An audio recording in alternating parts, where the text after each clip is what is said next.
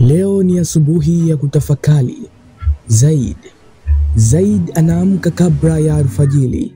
Anafungua pazia taratibu, akiangalia anga la asubuhi lenye utulivu.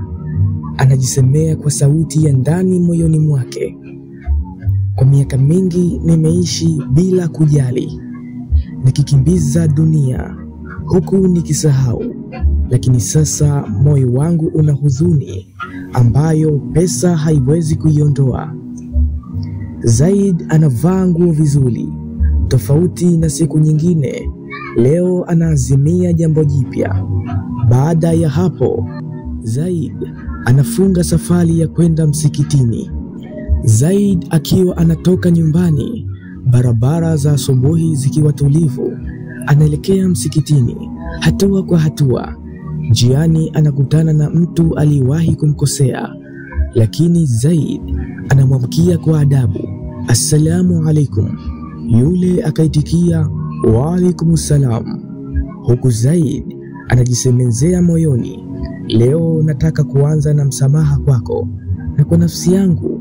Zaid bila kusita alimwomba radhi ndugu yule aliyewahi kumkosea, na jambo lilo la kheri, msamaha wake ukapokelewa vizuri, akasamehewa.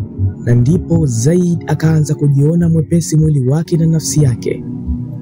Basi Zaid akaendelea na safari yake ya kwenda msikitini kupata swala ya alfajiri. Alipofika akaingia msikitini, Zaid akiwa katika hali ya utulivu, anajitupa katika sajda kwa muda mrefu, machozi yanamwagika. Anasoma dua kwa sauti ndogo, "Ewe Mola, sijakuwa mja mwema, lakini siwezi kulala tena bila kurudi kwako." Baada ya sala anakaa ukutani na kutafakari.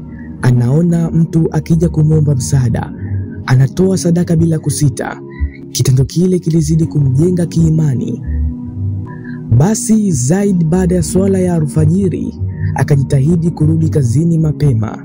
Zaid alipofika kazini, wafanyakazi wake wanagundua mabadiliko. Leo Zaid ni msikivu, anasikiliza zaidi, ni mwenye furaha na mwenye kutabasamu, na anaelekeza kwa hekima.